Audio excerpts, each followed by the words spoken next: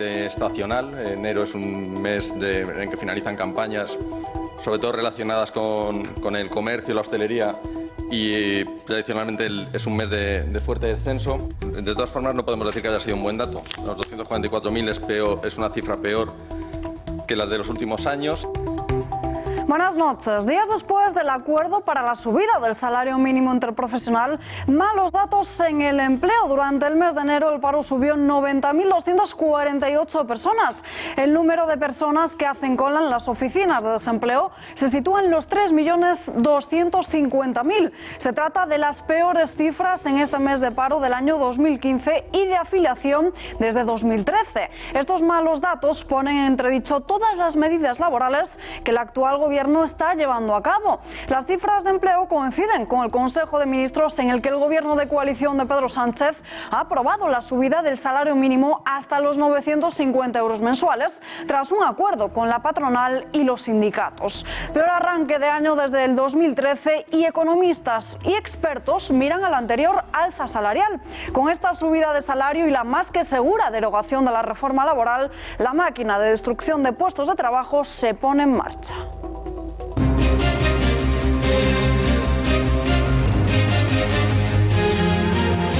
Toledo ha sido hoy la ciudad que ha gritado por la supervivencia del campo. Allí se han congregado más de 5.000 agricultores y ganaderos para exigir unos precios justos a sus productos. Producirlos es más costoso de lo que reciben. Mantienen su calendario de protestas mientras el gobierno comienza a escucharles. He dado instrucciones de que se reúna la próxima semana el Observatorio de la Cadena Alimentaria para hacer un examen pormenorizado en relación con la situación de los precios de la cadena sobre dos sectores que ya he mencionado anteriormente, que son, en mi opinión, los más sensibles en este momento: el sector del aceite de oliva y el sector de las frutas y hortalizas.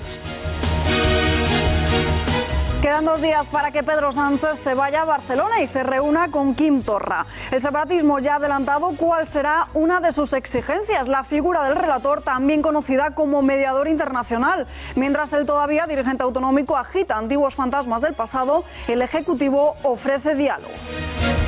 Nosotros desde el primer día hemos transmitido como Gobierno de Progreso que la única solución para el conflicto político en Cataluña pasa por el diálogo y, por tanto, este Gobierno se agotará explorando esas opciones de diálogo que nos permitan normalizar las relaciones institucionales.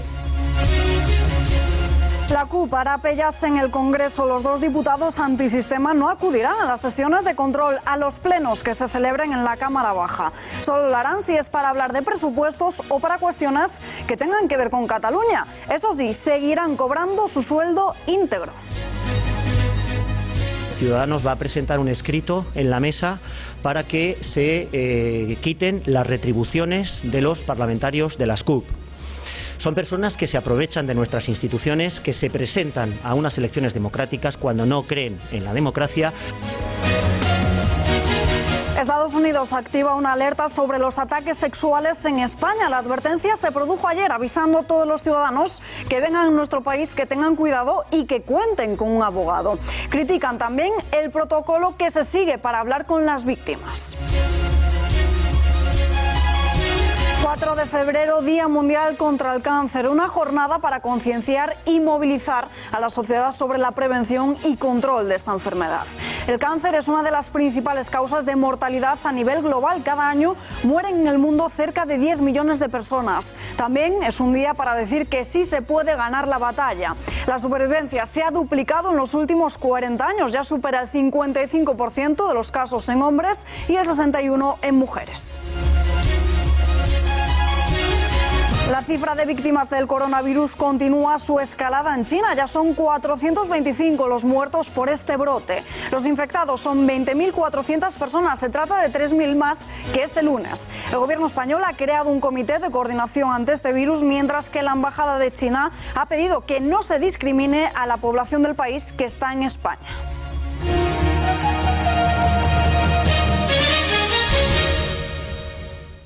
Fundamentalmente estacional. Enero es un mes en que finalizan campañas, sobre todo relacionadas con el comercio y la hostelería, y tradicionalmente es un mes de fuerte descenso. En términos totales estamos cerca de máximos históricos, en niveles similares a los anteriores a la crisis.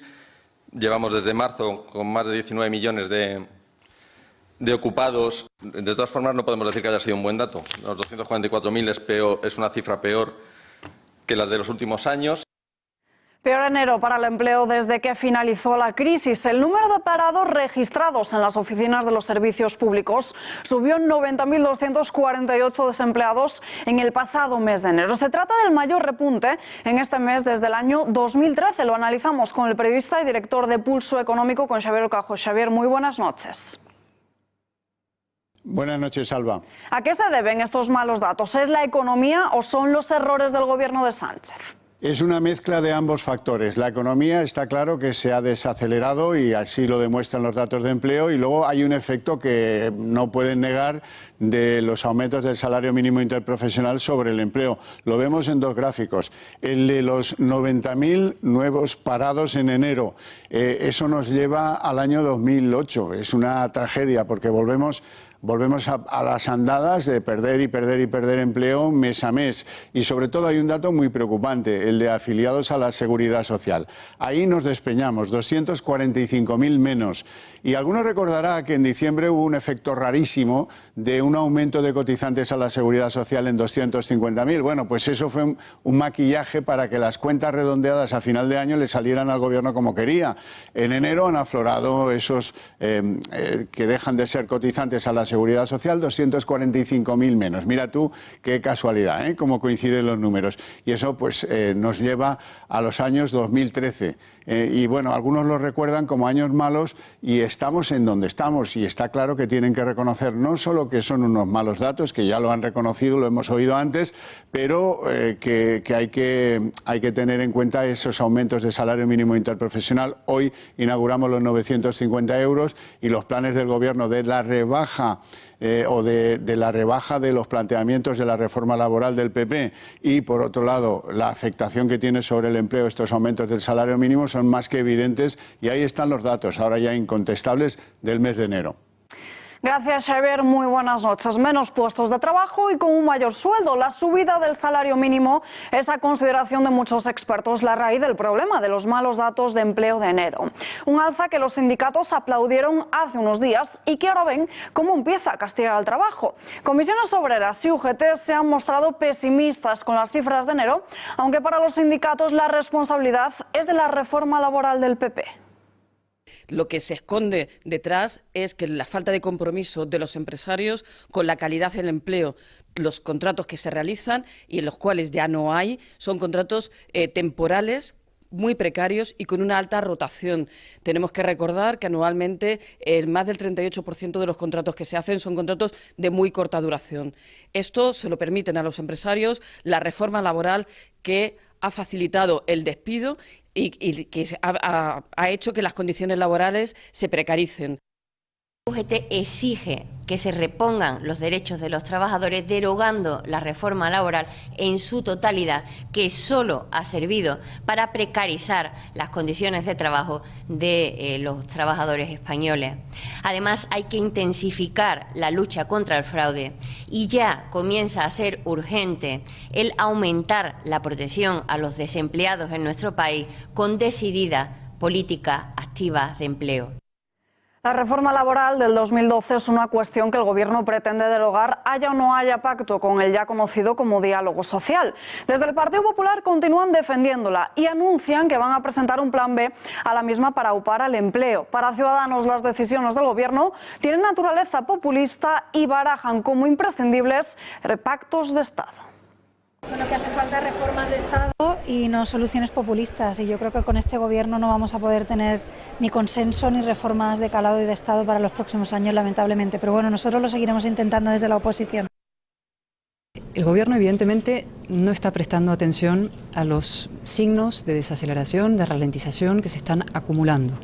El Gobierno sacrifica el bienestar de los españoles a sus proyectos sectarios de división de los españoles y de cesiones a los separatistas. Está muy ocupado, insisto, en proyectos ideológicos, sectarios, de división de los españoles y de cesiones al nacionalismo para mantenerse el poder, y no se está ocupando de problemas concretos y graves que afectan, insisto, 90.000 parados más desde que él llegó, 30.000 mujeres más en el paro y 14.000 jóvenes. La pobreza severa crece en España. 1 de cada 4 españoles están en riesgo de exclusión social, una tasa que se ceba especialmente con los niños. Este es el caso de Estíbaliz, pero su situación se repite en muchos hogares del territorio español. Ella y su familia viven en una situación de pobreza. ¿De qué vivo? De nada. De lo que me da la gente por la calle. Sobreviven el día a día gracias a la ayuda de sus padres. Gracias a ellos que vivo. Me dan para comer, me ayudan con las niñas, me ayudan con todo. También vive con ellos. Son 6 en casa. Sus padres, su hija y una sobrina. Y en la historia de Merche el trasfondo se repite. La diferencia es que ella sí tiene trabajo. Yo tengo trabajo. El primer día que entré en la empresa me dijeron fija. Aunque tiene que lidiar a diario con los problemas de salud de su madre y de su hijo. Necesita ayuda para llevarlo todo. Mi vecina por la mañana viene a dar el desayuno, la levanta y eso. Luego le da la comida. En lo que vengo yo del trabajo. Las dos han podido hablar con el relator de la ONU sobre sus situaciones de exclusión social. Se lo contaban a Philip Alston, que está evaluando las medidas que se llevan a cabo en España para evitar desigualdades. Es el encargado de hacer recomendaciones al gobierno para paliarlas, porque dice que los desafíos son importantes. In other words, the challenges in Spain remain very high. Más del 26% de la población está en riesgo de exclusión social, unos datos que desde 2008 han aumentado 3 puntos, y el causante es el desempleo, una tasa que duplica la media de los estados europeos, y no le beneficia para nada que las ayudas de carácter social sean inferiores a la media de los socios de Europa, una situación que cada día afecta a más personas y que no se puede entender, dicen, hasta que se es víctima. La reunión entre el Ministerio de Agricultura con las asociaciones agrarias no ha impedido que hoy cerca de 5.000 personas hayan salido a las calles para reivindicar su lucha por el campo. Agricultores, ganaderos y tractores se han concentrado en Toledo y en Albacete, convocados por las asociaciones de Asaja, UPA y COAG. Durante más de 2 horas y media los manifestantes han gritado consignas como "el campo unido jamás será vencido" o "el campo no se rinde". Exigen que se garantice el futuro de la ganadería y de la agricultura. Los trabajadores del campo han estado arropados por dirigentes del Partido Popular, Ciudadanos y de Vox. Reclaman una ley que garantice unos precios justos para los productos agroalimentarios que no estén por debajo de los costes de producción. El sector agrario mantiene las protestas por toda España, mientras que el Ejecutivo se compromete a dialogar con todas las partes. Evidentemente, el Gobierno no puede fijar precios en una economía de mercado. Lo prohíben los tratados de la Unión Europea y también nuestra propia Constitución. Está claro que tenemos que hacer algo, porque hay que hacer algo. Y por eso el Gobierno responde haciendo una propuesta de modificación de la Ley de Cadena Agroalimentaria del año 2013. He dado instrucciones de que se reúna la próxima semana el Observatorio de la Cadena Alimentaria para hacer un examen pormenorizado en relación con la situación de los precios de la cadena sobre 2 sectores que ya he mencionado anteriormente, que son, en mi opinión, los más sensibles en este momento: el sector del aceite de oliva y el sector de las frutas y hortalizas. Inicio esta semana, como ministro y en nombre del Gobierno, un diálogo con las grandes empresas de la distribución en España. La devolución del IVA a las comunidades autónomas sigue siendo una materia pendiente para el Ejecutivo bicolor. De momento no se va a llevar a cabo y trasladan esa materia al Consejo de Política Fiscal y Financiera, que se va a celebrar este viernes. Un Estado compuesto por comunidades y ciudades autónomas ampliamente descentralizado, que requiere un trabajo compartido, un trabajo fluido para abordar los numerosos retos que tenemos por delante. Como saben, nuestra prioridad en este sentido es sacar adelante el instrumento que permite ponerle cuentas, que permite poner número a esas prioridades del Gobierno progresista, como es el impulso a los presupuestos generales del Estado. Y en este contexto ya les puedo informar que este viernes vamos a convocar al Consejo de Política Fiscal y Financiera para trasladar y compartir con las comunidades autónomas la nueva senda de estabilidad. Una cantidad que asciende a los 2.500.000 euros derivada del año 2017, por el que presidentes regionales como Alberto Núñez Feijóo ha anunciado que va a recurrir a la justicia si en el plazo de un mes no se ha devuelto, pero sin embargo parece que el Gobierno no está por la labor. Los presidentes autonómicos en pie de guerra contra el Ministerio de Hacienda. El motivo: hay 2.500 millones de euros de IVA pendientes de recaudar a las regiones. Después de que Cataluña, Madrid, Andalucía, Galicia y Murcia interpusieran recursos o anunciaran que acudirían a los tribunales, ahora se une la primera comunidad socialista en cargar contra el gobierno de su propio partido, Castilla-La Mancha. Su presidente, Emiliano García Paje, ha presentado recursos jurídicos para que Hacienda le dé a su región los 130 millones que el Estado le debe por la liquidación del IVA de 2017. Yo me debo a los intereses de Castilla-La Mancha muy por encima de los intereses de mi partido y de cualquier otro. De la misma manera que yo no puedo dejar de pagar una nómina de un mes, no puedo dejar de liquidar los impuestos de un mes, que es lo que está pasando con el IVA. Un escenario que parece lejano, dicho por el propio Gobierno. La ministra de Política Territorial, Carolina Darias, no lo ve nada claro. Por ahora, digamos que es un tema que no lo veo factible. No sé si habrá algún resquicio para ese entendimiento y esa oportunidad, pero por ahora yo creo que lo ha explicado bien la ministra de Hacienda. Hubo esa oportunidad en el año 19, ahora no lo es. No sé si será posible buscar algunas vías, lo intentaremos, pero creo que va a ser complicado que pueda ser. La problemática deriva de que no se lograra aprobar presupuestos y que no hubiera gobierno en plenas facultades, pues las comunidades tuvieron que decir adiós a 2.500 millones de euros. Una importante cantidad de fondos que a día de hoy está en el limbo, puesto que el Ministerio de Hacienda ya ha negado que lo vaya a abonar. De hecho, incluso ha negado su existencia. Sin embargo, con la entrada del nuevo año y la entrada en funcionamiento del nuevo gobierno de coalición, las regiones daban por hecho que este problema se solventaría y los 2.500 millones les serían entregados judicialmente ao Goberno central o pago dos 200 millóns de euros que adevedan a Galicia en concepto de imposto de valor engadido. Nada más lejos de la realidad. Y esta semana comienza también la ronda de entrevistas con los presidentes autonómicos, un carrusel de reuniones para enmascarar el encuentro de Pedro Sánchez con Quim Torra en Barcelona. El Ejecutivo es consciente de que el separatista va a acudir al encuentro con un punto casi único en su orden del día: el ejercicio del derecho de autodeterminación. El Gobierno, mientras tanto, ofrece diálogo. Y queremos desde este Gobierno trasladar con claridad nuestra vocación inequívoca de diálogo, sabiendo y teniendo en mente que se trata de un problema complejo, que por tanto será difícil, que dé fruto en el corto plazo, pero las luces anchas, la mirada que tiene este Gobierno permite el ser capaces de albergar esperanza para encontrar puntos de encuentro en el medio y en el largo plazo. Nosotros desde el primer día hemos transmitido como Gobierno de progreso que la única solución para el conflicto político en Cataluña pasa por el diálogo y, por tanto, este Gobierno se agotará explorando esas opciones de diálogo que nos permitan normalizar las relaciones institucionales. El separatismo calienta motores ante esa reunión, agitando la figura del mediador internacional. Se trata de una propuesta original de Quim Torra, que nada tiene que ver con los republicanos. Así lo ha asegurado Gabriel Rufián, que se muestra optimista ante la intención de Sánchez de sentarse a hablar y a dialogar. Pues como siempre decimos, respetamos mucho el espacio de convergencia, su debate interno. Es más una pregunta para él que para nosotros.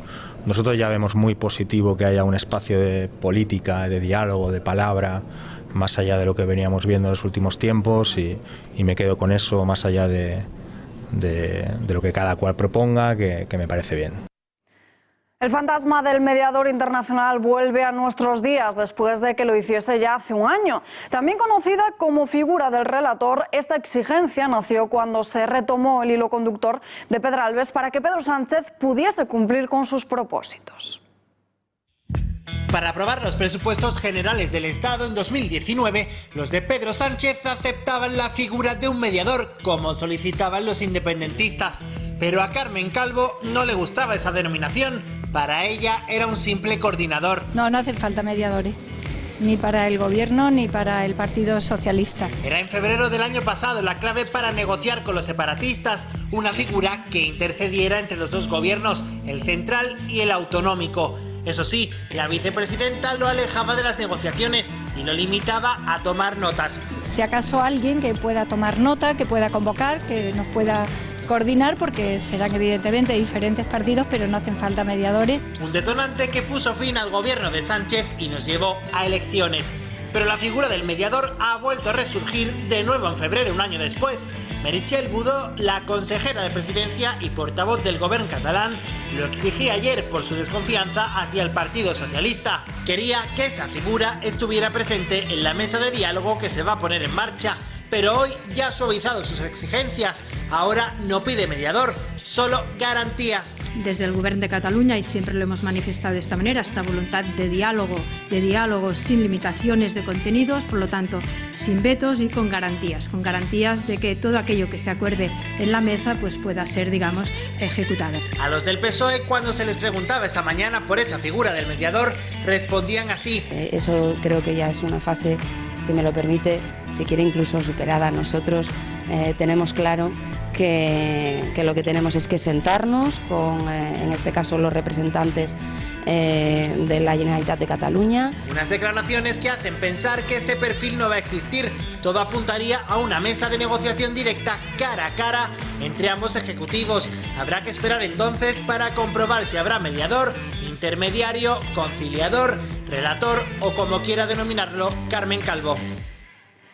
Los antisistemas de la CUP tienen representación en el Congreso, 2 diputados, pero estos solo acudirán a la Cámara Baja para hablar de presupuestos y cuestiones separatistas. Eso sí, seguirán cobrando lo mismo, una cifra que supera los 5.000 euros mensuales, desde hoy y con carácter retroactivo desde el 1 de enero, por la subida del sueldo a los funcionarios. Tanto la CUP como Esquerra, Junts per Cat, Bildu y BNG firmaron este lunes un manifiesto de rechazo a la monarquía. Ante esa declaración de intenciones de los dos antisistemas de la CUP, Ciudadanos ha solicitado una retirada del sueldo proporcional a sus ausencias. Ciudadanos va a presentar un escrito en la mesa para que se quiten las retribuciones de los parlamentarios de las CUP. Son personas que se aprovechan de nuestras instituciones, que se presentan a unas elecciones democráticas cuando no creen en la democracia, vienen al Parlamento, insultan las instituciones del Estado, ayer lo vimos con respecto a Su Majestad el Rey, y además quieren seguir cobrando su salario. Pues si quieren llevar a cabo esa estrategia tendrá que ser sin aprovecharse del dinero de todos los españoles que se lo pagan para trabajar desde las instituciones y no para estar fuera de ellas.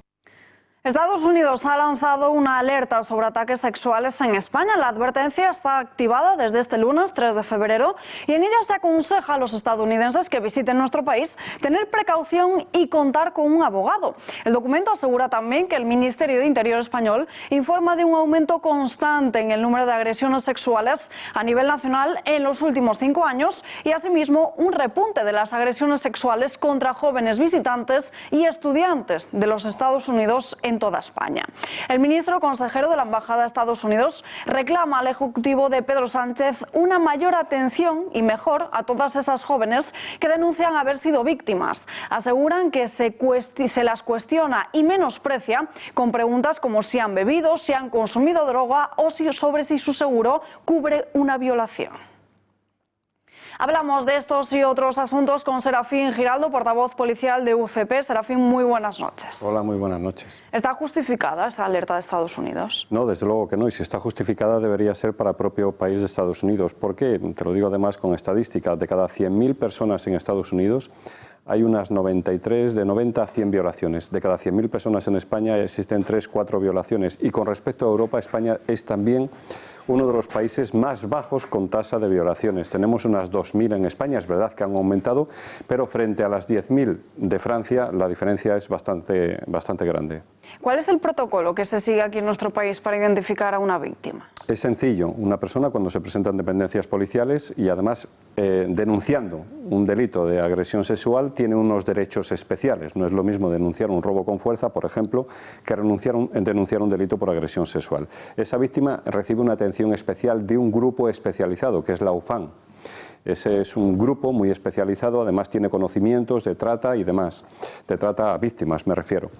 En segundo lugar, esa persona recibe una atención reservada, nunca se le atiende frente a otras personas que pueden estar denunciando, siempre se le atiende aparte. Suele atenderse por una persona del mismo sexo, es decir, si denuncia a un hombre, le atiende un hombre, si denuncia a una mujer, es atendido por una mujer. Se preserva su intimidad y en todo momento tiene derecho a una ayuda psicológica, con lo cual la atención a la víctima entiendo que está más que cumplida. Se puede mejorar, pero entiendo que existe atención a la víctima. Otro asunto, ayer fue noticia del día, todos estábamos muy pendientes de ese aterrizaje de emergencia de un avión en Barajas. Se activó un protocolo de emergencias. ¿En qué consistía? Sí, hay dos protocolos de emergencias. Uno en el propio aeropuerto, en la propia zona de aterrizaje, sencillamente se dispone una pista sencillamente para aterrizar ese avión.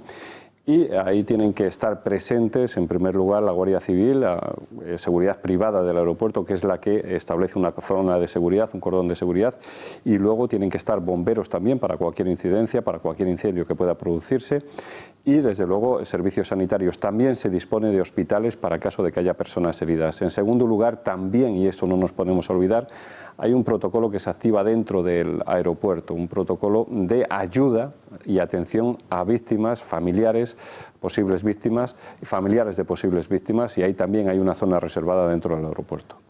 También llamó y mucho la atención esa actuación del caza F-18 del Ejército del Aire que se acercó al avión averiado para poder comprobar los daños. ¿Cuál es su misión específica? Sí, me gusta hablar de este tema porque es bastante desconocido. Es un caza del Ejército, un F-18 del ala 12, que se encuentra muy cerca de Madrid, en una base cerquita de Madrid, y tiene una misión específica, sencillamente proteger el espacio aéreo español, y en segundo lugar lo que hizo ayer, una misión de ayuda. Quiero recordar y quiero sobre todo destacar que ese caza, la intervención de ese caza la pidió el propio piloto del avión que sufría la emergencia, y gracias a la intervención de ese caza se supo con precisión que efectivamente era una rueda la que se había fastidiado, la que estaba dañada.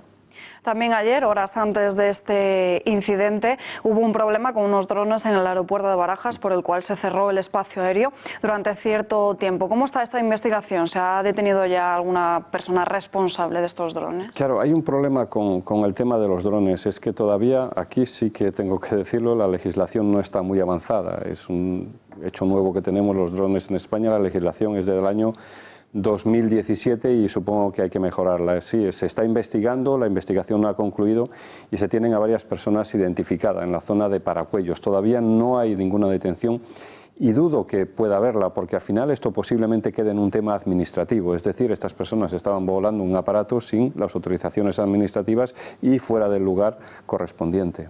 ¿En qué se basa la legislación sobre los drones? Tengo que incidir en esto. Está muy poco avanzada y aquí sí que se tiene que hacer un llamamiento, sobre todo para mejorar este tipo de legislación. Estamos empezando ahora a establecer licencias, a establecer permisos, a establecer protocolos para los drones y sobre todo empezamos siempre por las prohibiciones. Las prohibiciones que existen ahora mismo es sobrevolar sobre un espacio aéreo, precisamente en aeropuertos y de determinadas zonas que puedan tener cierto peligro. En segundo lugar, es sobrevolar sobre espacios habitados, también sobre las personas, y hay unas distancias, creo recordar que son 20 metros y 50 metros de visión, 20 metros de altura y 50 de visión para poder sobrevolar un dron. No está muy especificado y sobre todo lo que no está es muy difundido. La gente no tiene conocimiento de que existe esta legislación. Recientemente se ha sabido que comienzan a repartirse esas fundas antihurto en la Policía Nacional, pero ¿qué son y a qué se debe? ¿Van a ser realmente suficientes? ¿Te acuerdas del fue en el 15 de octubre, falleció un guardia civil en acto de servicio en Granada porque le sustrajeron su pistola y acabaron con su vida? A partir de ahí el gobierno empezó a decir que nos iban a dar fundas antihurto, es decir, fundas que evitaran esa sustracción del arma reglamentaria y que pudieran acabar con la vida no solo del guardia civil, sino de otra persona. Las prometieron desde el año 2018. Seguimos esperándolas y ahora parece que empiezan a repartirse. Estuve viendo el BOE. Me llamó mucho la atención que se van a repartir 5.500 fundas antihurto. Está en el BOE y van a cobrar por ellas 330.000 euros. No voy a pronunciarme sobre lo que me parece o el valor que se le ha dado a estas fundas antihurto. Creo que también hay algo de portacargadores o algo así, además de las fundas antihurto, pero llegan tarde, llegan mal y llegan pocas. Podríamos decir que hay una falta de material policial. Podemos decirlo, podemos afirmarlo y además es así. El material policial llega a cuentagotas y siempre llega tarde. Y lo que es más triste en este caso es que lo que ocasiona estas fundas antihurto, lo que ocasiona que lleguen es la muerte de un guardia civil. Pues Serafín Giraldo, muchísimas gracias por estar aquí con nosotros. Muy buenas noches. Un placer. La separatista Laura Borràs declarará el próximo 14 de febrero por la adjudicación de contratos a dedo. Se trata de una citación para que la diputada y portavoz de Junts per Cat declare de forma voluntaria ante el magistrado del Tribunal Supremo. Al ser diputada, la juez de Barcelona no podía citar a Borràs al encontrarse como aforada ante el Tribunal Supremo. El magistrado ve indicios de los presuntos delitos de prevaricación, malversación, fraude administrativo y falsedad en documento mercantil. La investigación recoge como durante los años 2013 a 2017, en los que Laura Borràs fue directora de esa institución de las letras catalanas, se produjeron ciertas contrataciones irregulares. Yo he recibido la providencia y en esa providencia se habla de esa situación voluntaria para que yo acuda, para que se me ponga en conocimiento de unas diligencias por parte de una jueza que no debería de haber hecho lo que hizo y por lo tanto yo he dado siempre todas las explicaciones, lo seguiré haciendo con la asistencia legal de mis abogados. El espionaje de Interior a Luis Bárcenas habría costado 500.000 euros, dinero público de los fondos reservados para la conocida Operación Kitchen. La información está todavía clasificada como secreta, pero la cadena SER ha podido acceder en exclusiva a la misma. En esta operación está recogido el supuesto espionaje del excomisario Villarejo al extesorero del Partido Popular para intentar recuperar y destruir pruebas que comprometiesen a la cúpula del partido con la financiación ilegal. Según este medio, la documentación secreta también corrobora que el número 2 de Interior, el secretario de Estado de Seguridad imputado en la causa, Francisco Martínez, fue quien aprobó la disposición de los fondos para llevar a cabo la operación. El Partido Socialista, con esta información, ha pasado a la ofensiva contra el Partido Popular. Abrirá una ronda de contactos con el resto de grupos parlamentarios encaminada a que el Congreso exija al PP que asuma responsabilidades. Desde el PSOE han pedido investigar este escándalo de los fondos reservados. Los mismos pasos siguen sus socios de gobierno. Podemos exige que sea Pablo Iglesias el que dé explicaciones sobre este asunto. Pensamos que si se ha utilizado fondos reservados para este tipo de operaciones, podría ser que se hubiera utilizado también fondos reservados en otras operaciones en las que en estos momentos no tenemos noticia, una forma especialmente grave de corrupción institucional, y pensamos que el señor Pablo Casado debería dar explicaciones de manera inmediata y explicar al conjunto de la ciudadanía si conocía o no, si conoce o no la utilización ilícita de fondos reservados, de dinero público destinado a la seguridad nacional para contratar a mafiosos para encubrir la corrupción del Partido Popular. Doble rasero de Podemos. Piden explicaciones sobre la corrupción del PP mientras que no hablan de sus propios escándalos. A Podemos, el Tribunal de Cuentas se requirió justificar 36 facturas del 28 de abril por un valor de 1.600.000 euros. El diario El Mundo publica que la notificación al Grupo Morado se realizó el pasado 20 de septiembre. Un aviso del Departamento de Partidos Políticos del Tribunal de Cuentas dirigido a los administradores de la coalición electoral, a Daniel de Frutos y a Carlos García. Se pretendía esclarecer los gastos de la financiación de esa campaña electoral del pasado mes de abril del 2019. Corrección de la sentencia de Jaime Botín por la retirada de un Picasso de España sin permiso. El juzgado de lo penal número 27 de Madrid ha elevado la pena de 18 meses de prisión a 3 años. Asimismo, también sube la multa de 52.400.000 euros a los 91.700.000 por un delito de contrabando. La sentencia todavía no es firme, pero de confirmarse esta condena, Botín entraría en la cárcel al superarse la barrera de esos 2 años que habitualmente supone el ingreso en prisión si así lo determina el juez. Un agravamiento de la condena que va en sintonía con la petición de la Fiscalía. La justicia condenó ayer a la asociación ACAI, la patronal del aborto en España, por publicidad engañosa para promocionar el aborto. Lo hablamos con Polonia Castellanos, la presidenta de la Asociación de Abogados Cristianos. Señora Castellanos, muy buenas noches. Hola, muy buenas noches. Hoy martes el Tribunal Superior de Justicia de Asturias ha dictado que su asociación no tiene legitimación para interponer ese recurso. ¿Qué es lo que ha pasado? Porque se trata de dos procesos paralelos, ¿no? Pues efectivamente, por un lado está la Audiencia Provincial de Oviedo, que ha sentenciado, además con una sentencia totalmente demoledora e histórica y aplastante, que el aborto es un negocio y que evidentemente son capaces de hasta engañar a las mujeres con total desprecio hacia su salud, con tal de ganar dinero. Entonces estamos diciendo que el aborto a las mujeres, lejos de hacernos ningún favor, lo único que pretende es utilizarnos para ganar más dinero, aunque con ello haya muchas mujeres que mueren como consecuencia del aborto o que tienen secuelas muy graves. Por otro lado, efectivamente, está la sentencia del TSJ de Asturias, que al parecer habla de que no tenemos legitimación, algo que es bastante sorprendente cuando la Audiencia Nacional, en un procedimiento también contra el aborto, admitió que teníamos legitimación. Entonces, por supuesto, recurriremos porque que ahora nos salgan con estas falta de legitimación cuando la propia Audiencia Nacional, además refiriéndose a sentencias del Supremo, admite nuestra legitimación, pues no tiene ningún sentido. ¿Cuáles son esas secuelas que pueden derivar de un aborto? Pues secuelas hay muchísimas, no solo secuelas psicológicas, que son las más importantes, se multiplica hasta por 3 los intentos de suicidio de las mujeres que abortan de forma voluntaria, pero hablamos también de secuelas como roturas de úteros o esterilidad, o incluso el fallecimiento y, por supuesto, muchísimos problemas psiquiátricos y psicológicos, intentos, como ya he dicho antes, intentos de suicidio, y nos han llegado casos escalofriantes de mujeres que ya oyen el llanto de su bebé, del bebé que mataron, y se van a comprar en rebaja ropa para ese bebé que mataron, aparte de, insisto, riesgos físicos y secuelas físicas como abortos de repetición y etcétera. Muchísimas secuelas que ACAI, la patronal del aborto, que congrega 28 centros de aborto, quería ocultar para así atraer, con el efecto llamada, como bien dice la sentencia, atraer a más mujeres a abortar y por tanto ganar más dinero. Estas clínicas reciben además financiación pública. Desde Abogados Cristianos van a luchar para que se retiren todas esas ayudas y subvenciones.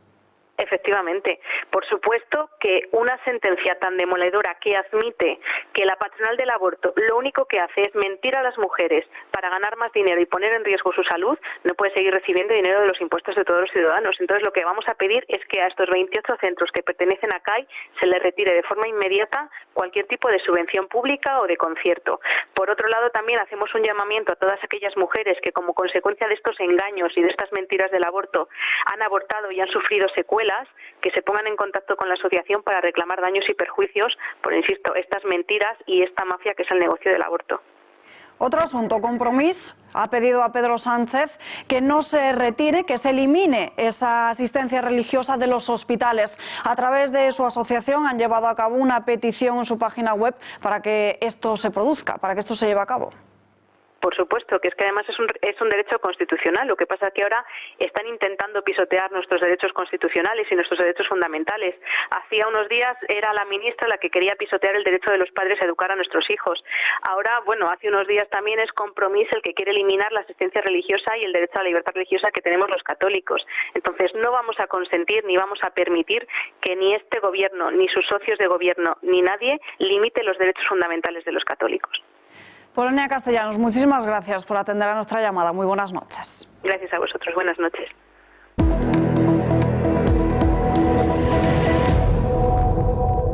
Lamentablemente, muerte y cáncer son dos palabras que han ido tan ligadas. Pero veo que la palabra cáncer tiene la palabra esperanza, que van unidas.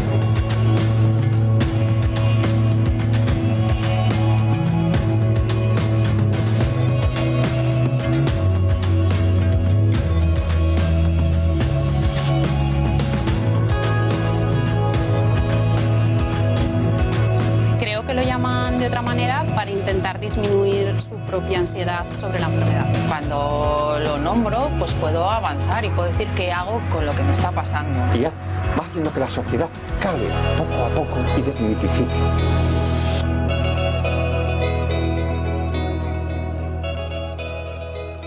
Hoy Hoy se celebra el Día Mundial contra el Cáncer, una fecha en la que es importante recordar a todas aquellas personas que están dando la batalla a esta enfermedad.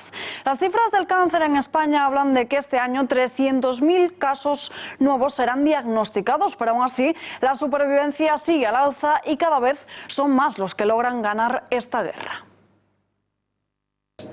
Ya 2/3 partes de los pacientes de cáncer viven más de 5 años, es decir, que ya es un avance. Hace poco tiempo era la mitad y hace ya más tiempo era una tercera parte, ¿no? Entonces, que se va mejorando no por un motivo exclusivo, sino porque cada vez los médicos están mejor formados, porque cada vez hay mejores técnicas de diagnóstico, hay mejores técnicas quirúrgicas y hay mejores fármacos. La combinación de todo eso es lo que hace que los cánceres cada vez vayan remitiendo. Dos amantes de Menorca contrataron a un sicario para deshacerse del marido de la mujer. Un crimen por encargo por el que han sido detenidos estos dos individuos y también la persona que tenía ese encargo. Los hechos que originaron la investigación se remontan al mes de agosto del pasado año. Una mujer avisó al 091 alertando de que estaba siendo acosada por un hombre en las inmediaciones de su trabajo. Pero el detenido resultó ser su amante, que estaba intentando convencerla para que fuese sincera con su marido. Fue entonces cuando la investigación dio un giro inesperado y se pudo comprobar que el amante de la mujer y esta habrían contemplado diversos métodos para acabar con la vida de su esposo y así poder iniciar una vida nueva. El último de los escenarios contemplado por la pareja fue la del sicario, un hombre residente en Mahón que habría aceptado el encargo recibiendo un adelanto de 2.000 euros. Fueron detenidos el pasado jueves, pero ya han quedado en libertad provisional con la prohibición de aproximarse y comunicar, retirada de pasaporte y también la prohibición de salir de la isla de Menorca. Golpea una red que introdujo a más de 900 inmigrantes irregulares en España. La Policía Nacional ha detenido a 26 personas, 6 de ellas en Alicante, que formaban esa red criminal dedicada al tráfico de indocumentados. La organización desmantelada estaba asentada en Argelia y en las provincias de Almería y Alicante y, según la Dirección General de la Policía, habría obtenido un beneficio con esta actividad delictiva de más de 1 millón de euros en 2019, ya que cobraba cada inmigrante entre 2.000 y 2.500 euros por la travesía marítima. Conseguía que llegasen a España, a las playas de Almería y Cádiz, a través de embarcaciones rápidas desde las costas de Orán en Argelia y Tánger en Marruecos.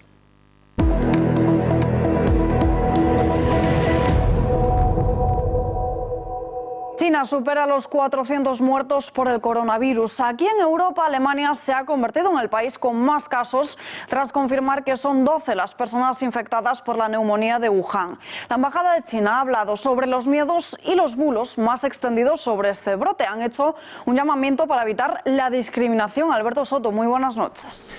Ese ha sido el motor principal de esa rueda de prensa que se ha celebrado esta mañana en la Embajada de China, aquí en la capital. En Madrid pedían respeto para los ciudadanos del continente asiático y también tolerancia. Han aprovechado esas declaraciones para arremeter contra el gobierno de Donald Trump. Dicen que tomaron medidas excesivas que únicamente sirvieron para crear más pánico aún entre sus ciudadanos. Se referían concretamente a ese avión que fletaron desde la Casa Blanca para repatriar a esos ciudadanos estadounidenses que residían en China y también a la prohibición de viajes entre ambos países. Dicen que el coronavirus es el enemigo común de todos y que para combatirlo hace falta colaboración. El nuevo coronavirus no tiene pasaporte. Es nuestro enemigo común, es el coronavirus, no son los chinos.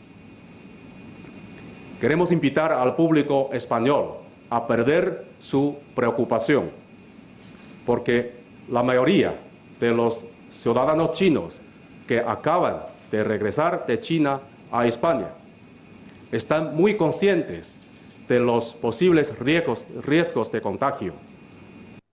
Ya lo han oído, el coronavirus no tiene pasaporte, era una llamada a la calma sin olvidar los datos, porque de momento esta epidemia ya está en los 6 continentes, más de 23 países tienen casos, 151 en concreto son los que están fuera de China. En total 20.000 personas infectadas, pero el dato alentador, 632 ya se han recuperado de este virus. Media docena de equipos andan investigando contra reloj un tratamiento para poder combatir esta enfermedad. Apelan a la calma y dicen que en España estamos preparados.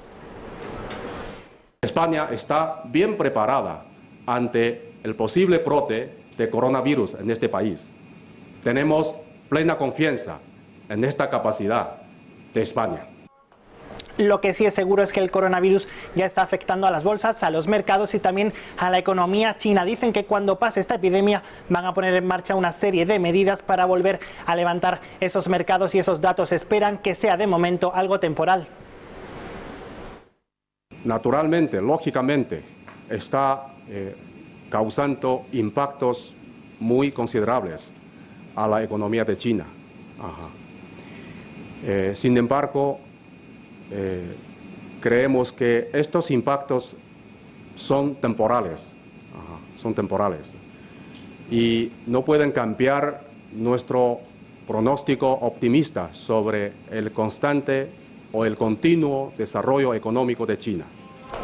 Hacían referencia también a ese racismo, a esa xenofobia que dicen desde la Embajada de China aquí en España están sufriendo sus ciudadanos en nuestro país y también en el resto del mundo. Dicen que el racismo avanza más rápido incluso que la epidemia. Por eso nosotros hemos salido a la calle. Queríamos conocer cuál era la percepción de los españoles y cómo están viendo este caso. De momento, lo que nos dicen, normalidad absoluta. Hombre, rechazo no, si no hay problema ninguno. No creo que todos vayan a estar. Bueno, yo no rechazo a nadie, pero hay que tener precauciones, ¿no? Yo compro de vez en cuando, como poco, los chinos, pero no sé. Si fuera a comer a chinos, que es que no soy de comer a chinos, iría, no hay ningún problema. Yo veo un chino al lado de casa y vamos, es como si fuera, no sé, no creo que lo tengan, vamos. Yo entiendo que pueda haber miedo, pero creo que es un miedo infundado y no tiene ninguna razón científica. Puede ser que sí, que sea un poco exagerado, que a lo mejor no sea tanto como parece, pero el miedo siempre es fundado. Y la cuestión está delicada, entonces claro, nosotros tememos cuando vemos un chino y tememos a eso. Justificada o no, pero sí, yo creo que la gente estamos como muy atentos a todo esto, más que nada por miedo. Yo creo que no es para tanto, que pienso que está todo ya controlado. 13 niños han muerto durante una estampida en el interior de un colegio de Kenia. Otros 39 han resultado heridos durante la tragedia que se produjo dentro de una escuela de primaria ubicada en la localidad de Kakamega, en el oeste del país. Al parecer, los alumnos habrían terminado ya con su jornada escolar y se iban a casa cuando los profesores comenzaron a meterles prisa, y sería en ese momento cuando tuvo lugar la estampida en una escalera de las instalaciones.